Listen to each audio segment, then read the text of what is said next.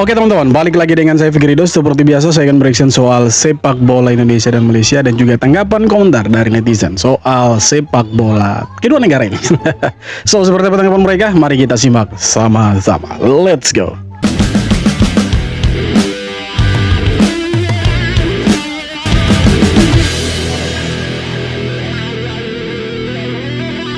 Apa harapan adik buat pasukan Malaysia sekarang? Saya harap FAM buat dokumen palsu untuk Mbappe. Boleh main striker. Sekalian Messi, Neymar, Bruno Fernandes, Cristiano Ronaldo, semualah diklaim saja. Siapa tahu mereka punya darah Malaysia, ya kan?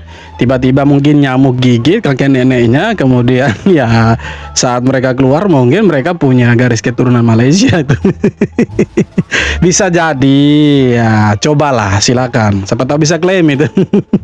Saya sedih betul lah dengan skandal pemain bola warisan ni. Adakah orang yang lahir di Spanyol boleh tiba-tiba ada sijil kelahiran di Melaka, dan orang yang lahir di Argentina boleh tiba-tiba ada sijil kelahiran di Penang?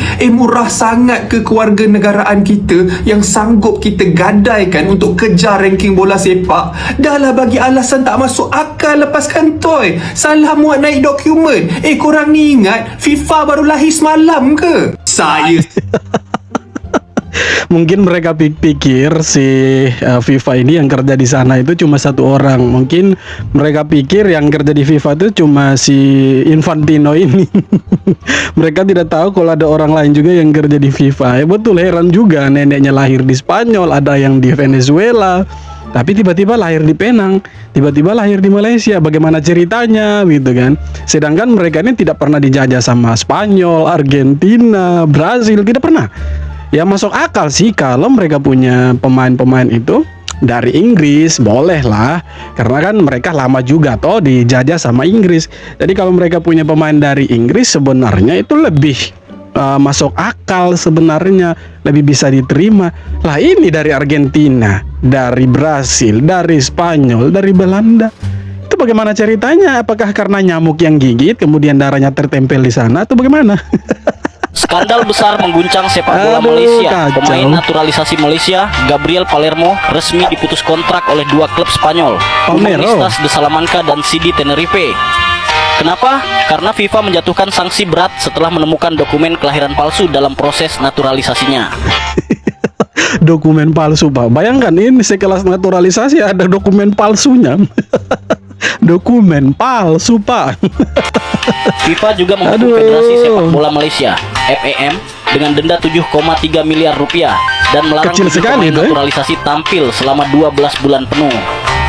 FAM sempat banding ke FIFA, tapi hasilnya tetap ditolak. Kini karir Gabriel Palermo pun terhenti total, dari tim nasional hingga klub Eropa. Si Gabriel Palmero ini yang mengaku dia punya nenek itu orang Malaysia. Salah dia bilang. Waktu ditanya sama FIFA dia bilang salah, bukan orang Malaysia, orang Spanyol. Jadi dia tidak bisa memastikan kalau dia punya kakek nenek itu memang benar-benar orang Malaysia. Nah di situ ditanggaplah sama FIFA. Oh jelas, kau ini bukan orang Malaysia, hanya akal-akalannya siluman harimau saja kalian 7 orang ini jadi orang Malaysia. Kira-kira begitulah pemikirannya FIFA. Makanya mereka tuh geram gitu, seolah-olah ditipu sama Malaysia nih. The Guardian menyebut kesuksesan naturalisasi Indonesia ikut mengubah pola pikir Malaysia hingga berujung skandal besar. Dalam laporannya, The Guardian menilai transformasi timnas Indonesia yang kini dipenuhi pemain Eropa dan tampil ganas di kualifikasi Piala Dunia membuat negara tetangga ikut tergoda Indonesia seling turunkan 8 sampai 9 pemain kelahiran Eropa, bahkan beberapa jadi starter di klub top Eropa. Performa Garuda melesat menembus ronde keempat untuk pertama kalinya. Melihat keberhasilan itu, Malaysia ikut gerak cepat menaturalisasi 7 pemain dari Brasil, Argentina, Spanyol, dan Belanda. Hasilnya memang langsung terlihat menang 4-0 atas Vietnam. Tapi keberhasilan itu runtuh seketika. FIFA menemukan dugaan pemalsuan dokumen. 7 pemain dihukum setahun, FAM didenda ratusan ribu dolar, dan kini mereka terpaksa banding ke Court of Arbitration for Sport. Sudah salah naik ke cas lagi, bahaya mereka ini. Jadi sebenarnya Indonesia ini jadi role modelnya negara-negara Asia Tenggara. Karena untuk sekelas Asia Tenggara, pemain-pemainnya Indonesia itu banyak yang bermain di luar dan bahkan bermain di klub-klub besar di Eropa. Salah satunya Kevin Dix, awalnya dari Copenhagen, sekarang bermain di Bundesliga dengan Mönchengladbach. Calvin Verdong yang bermain dengan Lille. Banyaklah pemain-pemain kita yang diaspora ini ketika bergabung di timnas mainnya bagus gitu kan. Nah, impactnya itu timnas juga sampai ronde 4. Nah, ada pengaruh juga dari Indonesia ini. Makanya Malaysia ini coba tiru gayanya Indonesia, cari pemain-pemain yang bisa dibayar, bukan pemain yang memang punya garis keturunan Malaysia.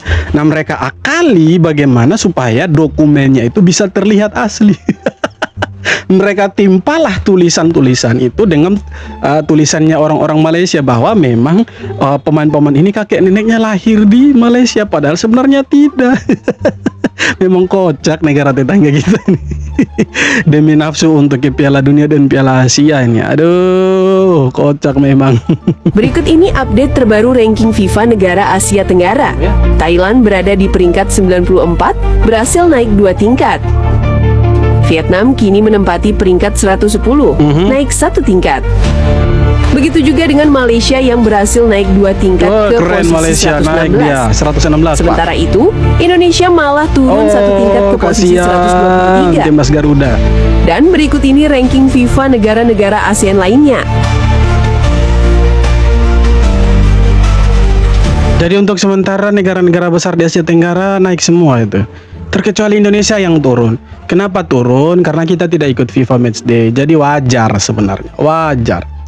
Lupakan target tembus 100 dunia, karena pasalnya timnas Indonesia saat ini semakin tertinggal dari negara-negara pesaingnya. Meski sempat berada di titik tertinggi 117 dunia, timnas Indonesia harus puas mengakhiri tahun 2025 di posisi 122 dunia. Tercatat dalam setahun terakhir, timnas Indonesia hanya naik 5 peringkat. Dari sebelumnya di tahun 2024 berada di posisi 127 dunia. Meski kemarin sempat mendekati peringkat Vietnam di posisi 115 dunia, kita semua berharap timnas Garuda mampu menyalipnya di akhir tahun ini. Namun siapa sangka, hingga akhir FIFA Matchday 2025, timnas Indonesia justru merosot ke 122 dunia dan harus rela posisinya diambil oleh negara tetangga Malaysia yang saat ini menempati posisi 116 dunia. Aduh, sebenarnya kita kecewa sih kenapa timnas tidak bermain di FIFA Matchday. Tapi ya PSSI punya alasan sendiri, di mana ya kita belum punya pelatih kepala untuk timnas senior, jadi ya tidak bisa main juga. Nah, siapa yang mau latih? Kan pertanyaannya itu. Jadi wajar kita punya peringkat FIFA turun drastis sampai ke 123. Ya padahal sebenarnya kita berharap ada di 100. Besar sih, tapi ya mau bagaimana lagi, jangan bermimpi lagi soal 100 besar karena kita tidak gunakan kesempatan di FIFA Matchday ini. Ya semoga lah di pertandingan-pertandingan selanjutnya timnas senior bisa menang dan kita bisa dapat poin banyak dan kita bisa masuk 100 besar itu. Ya karena sekarang ya jujur aja Malaysia di atasnya Indonesia kalau soal peringkat FIFA gitu. Tapi kalau soal prestasi dan lain-lain ya tetap King Indo is number 1. Dalam press conference terbaru PSSI, ada sedikit bocoran sosok pelatih baru timnas Indonesia. Meski Ketua BTN Pak Marji ngomong kalau pihak PSSI nggak akan memberitahu secara spesifik siapa 5 kandidat pelatih baru saat ini. Tapi Pak Marji sedikit menambahkan kalau beberapa dari para kandidat ini masih aktif melatih klub dan negara lain. Kami menghormati privasi para kandidat. Mereka masih berada di klub dan masih berada di timnas suatu negara. Minggu depan proses interview akan dilakukan dan dari 5 nama itu akan dipilih yang terbaik. Ucap Pak Marji, wow, kira-kira siapa nih best kandidat yang masih ngelatih klub atau negara ini? Apakah dari Eropa, Asia, atau justru Amerika Latin? Ya kita menunggu juga sih sebenarnya. Saya pikir kemarin pas konferensi pers penunjukan atau pengumuman announcement Coach Nova naik jadi pelatih kepala U20, saya pikir ada juga bocoran nama-nama pelatih yang katanya sudah ada 5 nama akan dibocorkan ke publik, ke media. Ternyata tidak juga, masih penasaran, masih di dalam rahasianya PSSI. Dan sebagai supporter kita cuma bisa menunggu siapa 5 pelatih yang akan diinterview dan siapa dari 5 nama ini yang menjadi pelatih timnas Indonesia. Harapan supporter itu sebenarnya cuma satu, semoga dia bisa bawa timnas jauh lebih bagus dari Patrick Kluivert dan juga Sintayong. Karena kan harapannya kita Indonesia bisa masuk Piala Dunia 2030, AFF bisa juara 2026 dan 2027, ya setidaknya di Piala Asia kita bisa mengulang kesuksesan yang sama ketika masih dipegang sama Coach Sintayong waktu itu. Ya kita serahkan saja lah ke PSSI sebagai federasi. Ya. Skandal naturalisasi Malaysia akhirnya masuk ke fase paling serius nih, Bes. FIFA mulai nunjukin mood full tempur buat ngebongkar kasus ini. Mereka baru aja memerintahkan investigasi formal ke FAM buat penyelidikan penuh di balik pemalsuan dokumen 7 siluman ini. FIFA minta sekretariatnya buat mengidentifikasi individu yang bertanggung jawab dalam kasus ini. Mulai dari siapa yang memalsukan dokumen, menyuruh, sampai yang menutup-nutupi. Gak cuma siapa sih? TMJ kah terlibat atau tidak ini? Karena kan ada proyeknya TMJ itu soal naturalisasi ini. Itu Bes, tapi FIFA juga minta otoritas hukum di beberapa negara terkait macam Brasil, Argentina, Belanda, sampai Spanyol buat turun tangan dalam proses pidana. Negara-negara itu adalah tempat kelahiran para pemain atau leluhur mereka yang datanya dipalsukan. Artinya, ini bukan lagi soal sepak bola, tapi udah masuk ranah kriminal internasional. Investigasinya sudah berjalan dan dokumennya semua udah kebuka. Nah loh, terus siapa sosok dalang di balik kasus ini ya, Bes? Nah, di sini rame nanti nih. Ini akan menyeret banyak orang, banyak pihak nih, teman-teman.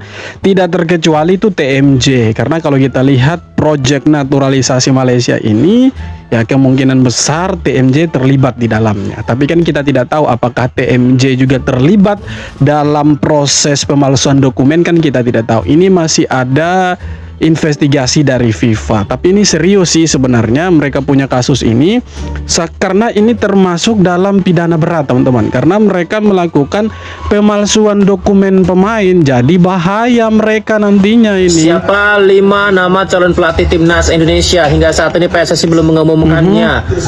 PSSI beberapa kali mengungkapkan bahwa masih enggan membeberkan 5 nama calon pelatih timnas. Masih enggan. Terpaksa harus melihat ya ada beberapa sosok yang diprediksi netizen dan di beberapa media, nama-nama yang mungkin saja 5 diantaranya adalah ini ya. Yang pertama Timur Kapatsi. Timur Kapatsi ini pelatih yang belakangan sangat santer terdengar, sepertinya mau ke Indonesia. Gosipnya begitu, nggak tahu juga sih benar apa enggaknya. Karena Timur Kapatsi sudah ketemu dengan Effendi Ghazali, katanya tertarik dia ingin melatih Indonesia. Kemudian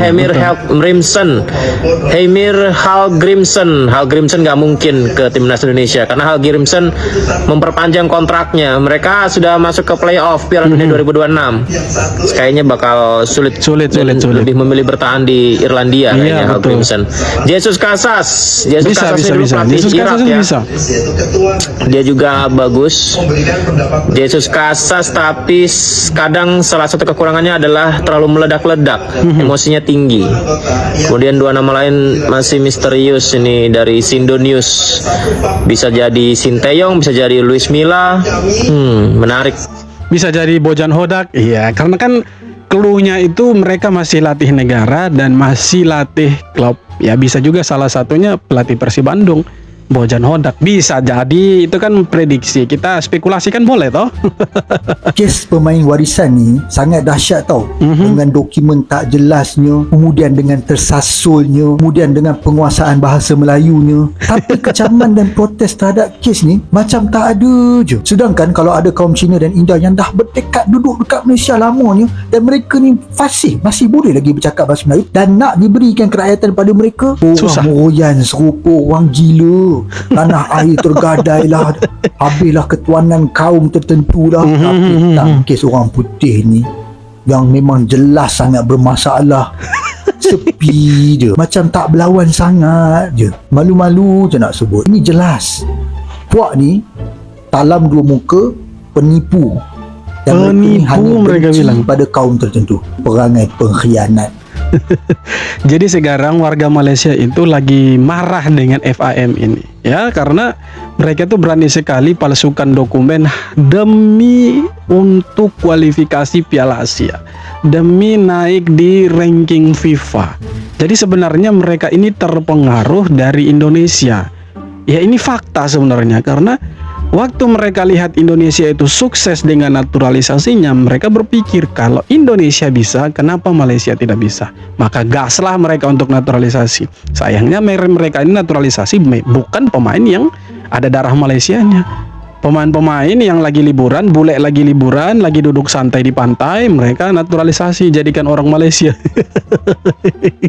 Jadi itulah teman-teman, mereka punya perbedaan dengan kita, beda jauh sekali. Jadi mereka mau naturalisasi pemain keturunan itu mereka tidak punya. Beda dengan Indonesia. Indonesia itu pemain keturunannya yang bermain di luar itu banyak sekali. Bahkan ada yang sudah rela untuk tinggalkan negara asalnya dan mau bergabung dengan Indonesia. Dan bahkan mereka mengakui sendiri, oh saya punya darah Indonesia dari ibu saya dari Jakarta misalkan, atau dari ayah saya dari Medan misalkan begitu. Tapi memang mereka mengakui kalau mereka punya darah Indonesia dan mereka bermain di klub-klub besar juga. Belum lagi ada kita punya pemain-pemain yang bermain di Liga Inggris, di Sunderland ya kalau saya tidak salah itu. Ada tuh pemain-pemain Indonesia di sana. Satu pemain keturunan, maksudnya keturunan Indonesia yang bermain di Sunderland itu. Si Joy Fieldman lah kalau saya tidak salah. Kalau salah boleh dikoreksi. Artinya banyaklah kita punya pemain-pemain keturunan yang bermain di luar. Jadi kita tidak susah untuk naturalisasi. Nah, mereka ini ya negara kecil, wajar kalau mereka tidak punya pemain keturunan, tapi seharusnya mereka itu punya pemain keturunan banyak dari Inggris. Karena Malaysia ini lama loh dijajah sama Inggris. Harusnya dari sana gitu kan. Cuma ya ini datangkan dari Amerika Latin, dari Spanyol sama Belanda. Sedangkan negara-negara ini tidak pernah sekalipun dalam sejarah menjajah Malaysia, tapi kok mereka bisa bisa pakai orang-orang dari negara ini untuk denaturalisasi. Itulah skandalnya sekarang. Dan ini kalau sampai terbukti nantinya ada oknum-oknum yang terlibat dari FAM, ya bisa dipenjara mereka ini karena mereka ya lakukan pemalsuan dokumen. Dan itu termasuk pelanggaran berat itu menurut FIFA. FIFA merasa ditipu sama orang-orang Malaysia ini. Kok bisa organisasi sebesar FIFA ditipu sama negara kecil di Asia Tenggara yang sepak bolanya entah berentah. Itulah yang membuat FIFA ini geram, murka mereka. Kalau bisa kita penjarakan ini orang-orang.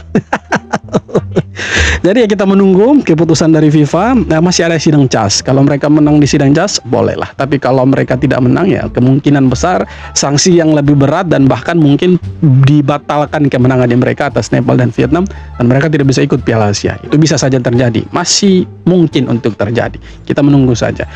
Oke teman-teman, jadi itu dia beberapa video tanggapan komentar dari netizen soal sepak bola Indonesia dan juga Malaysia. Seperti apa tanggapan kalian? Silahkan tulis kolom komentar. Terima kasih banyak sudah nonton. Kita jumpa lagi di video-video berikutnya. Thank you.